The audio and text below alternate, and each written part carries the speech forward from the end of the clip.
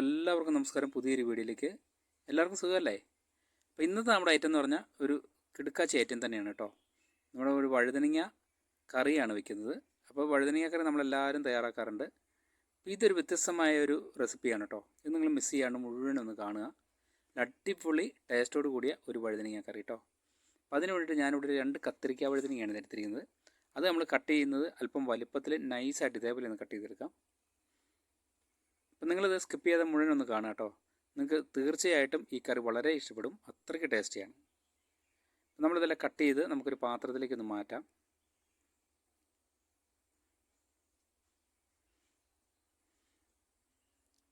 ശേഷം നമുക്കിതിലേക്ക് ഒരു 1/4 ടീസ്പൂൺ മഞ്ഞൾപ്പൊടി ഇങ്ങനെ ഒന്ന് ഇട്ട് കൊടുക്കാം. ഇനി നമുക്കൊരു 1/2 സ്പൂൺ ഉപ്പും കൂടെ ഇതേപോലെ ഒന്ന് വിതറി കൊടുക്കാം. ഇനി എരിവില്ലാത്ത കാശ്മീരി മുളക് പൊടി 1 സ്പൂൺ ഇതും കൂടി ഒന്ന് ചേർത്ത് കൊടുക്കാം. ശേഷം കൈകൊണ്ട് നന്നായിട്ടൊന്ന് മിക്സ് ചെയ്ത് കൊടുക്കാം കേട്ടോ. എല്ലായിടത്തും ഒന്ന് പിരളുന്ന രീതിയിൽ നന്നായിട്ടൊന്ന് തിരുമ്മി യോജിപ്പിക്കാം.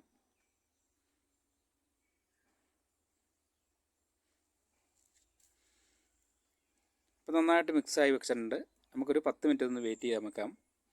ഇനി നമുക്കിതിനാവശ്യമായിട്ടുള്ള 1 കപ്പ് തേങ്ങ ചിരവിയത്, ഒരു 4-5 പച്ചമുളക് എരിവുള്ളത്, ഇതിലേക്ക് ഒരു 1/4 ടീസ്പൂൺ മഞ്ഞൾപ്പൊടിയും കൂടി ഇട്ട് നന്നായിട്ടൊന്ന് വെണ്ണ പോലെ ഒന്ന് അരച്ചെടുക്കണം. ശേഷം നമുക്ക് ഒരു പാൻ അടുപ്പിലേക്ക് വെക്കാം. 1 ടേബിൾ സ്പൂൺ വെളിച്ചെണ്ണ ഒഴിച്ച് വെക്കാം. ഒത്തിരി വെളിച്ചെണ്ണ ഒന്നും വേണ്ട കേട്ടോ, നമുക്ക് കുറച്ചെണ്ണ മതി. നമുക്ക് ഈ വഴുതനങ്ങ ഒന്ന് ഫ്രൈ ചെയ്തെടുക്കണം. അതിന് വേണ്ടിയിട്ടാണ്. പെട്ടെന്ന് കുക്കായി കിട്ടുന്ന കാരണം നമുക്ക് കുറച്ച് വെളിച്ചെണ്ണ മാത്രം ഉപയോഗിച്ചാൽ മതി. നമുക്കിതിലേക്ക് ഇതെല്ലാം ഒന്ന് പെറുക്കി ഒന്ന് ഇട്ട് കൊടുക്കാം. ഒരു 2 മിനിറ്റ് കൊണ്ട് നമ്മുടെ വഴുതനങ്ങ ഫ്രൈ ആയി കിട്ടും കേട്ടോ. വളരെ നൈസായിട്ട് നമ്മൾ അരിയണമെന്ന് മാത്രമേ ഉള്ളൂ. ഇപ്പം തന്നെ ഒരു സൈഡ് ഒന്ന് കുക്കായിട്ടുണ്ട്.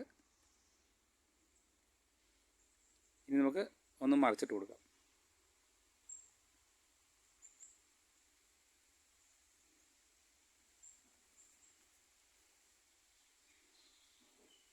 അപ്പോൾ നമ്മുടെ 2 സൈഡിൽ നിന്ന് കണ്ടോ നന്നായിട്ട് കുക്കായി വന്നിട്ടുണ്ട്, നന്നായിട്ട് ഫ്രൈ ആയി വന്നിട്ടുണ്ട്. ഇത് നമുക്ക് ഒരു പാത്രത്തിലേക്ക് മാറ്റാം. നമുക്ക് ബാക്കിയുള്ളതും കൂടെ ഒന്ന് ഫ്രൈ ചെയ്തെടുക്കാം. ഒരുപാട് എണ്ണയൊന്നും വേണ്ട, ആ എണ്ണയ്ക്കകത്ത് തന്നെ മതി. വേണമെങ്കിൽ ഒരു ടീസ്പൂൺ എണ്ണയും കൂടെ വേണമെങ്കിൽ ചേർത്ത് കൊടുക്കാം.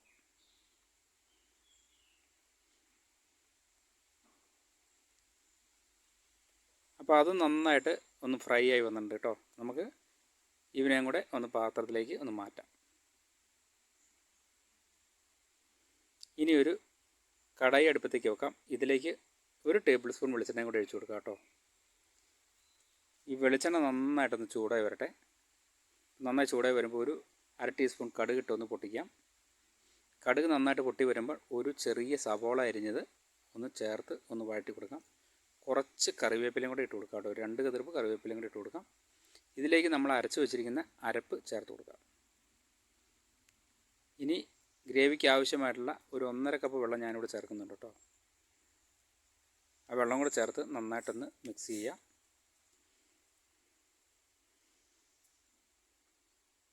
നമുക്ക് ആവശ്യത്തിന് ഒരു 1/2 ടീസ്പൂൺ ഉപ്പും കൂടെ ചേർത്ത് കൊടുക്കാം. അപ്പോൾ ഇതൊരു നന്നായിട്ടൊന്ന് ചൂടായി ഒന്ന് മിക്സായി അതിൻ്റെ പച്ചമണമൊക്കെ മാറി ഒന്ന് തിളച്ച് വരട്ടെ. ഒരു 5 മിനിറ്റ് ഒന്ന് തിളയ്ക്കാനായിട്ട് നമുക്കൊന്ന് വെയിറ്റ് ചെയ്യാം. നമ്മുടെ ഗ്രേവിയൊക്കെ നന്നായിട്ട് പച്ചമണമൊക്കെ മാറി നന്നായിട്ട് തിളച്ച് വന്നിട്ടുണ്ട്.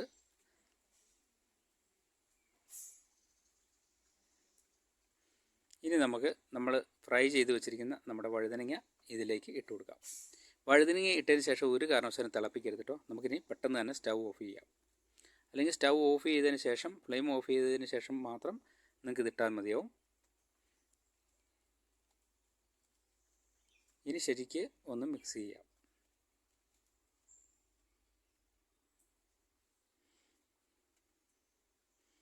അപ്പം നമ്മുടെ വഴുതനങ്ങ കറി റെഡി ആയിട്ടുണ്ട് കേട്ടോ. വളരെ ടേസ്റ്റി ആയിട്ടുള്ള ഒരു കറിയാണ്. ഇതൊരു പാത്രത്തിലേക്ക് മാറ്റാം.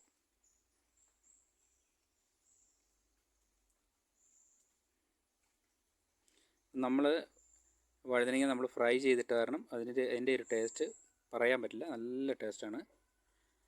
നിങ്ങൾ ഇതേപോലെ ഒന്ന് ശ്രമിച്ച് നോക്കൂ കേട്ടോ. എന്നൊരു ഫീഡ്ബാക്ക് ഒന്ന് അറിയിക്കുക. അപ്പോൾ നെക്സ്റ്റ് വീഡിയോയിൽ നല്ലൊരു വിഭവമായിട്ട് കണ്ടുമുട്ടാം. അതുവരെ എൻ്റെ വീഡിയോ കണ്ട എല്ലാവർക്കും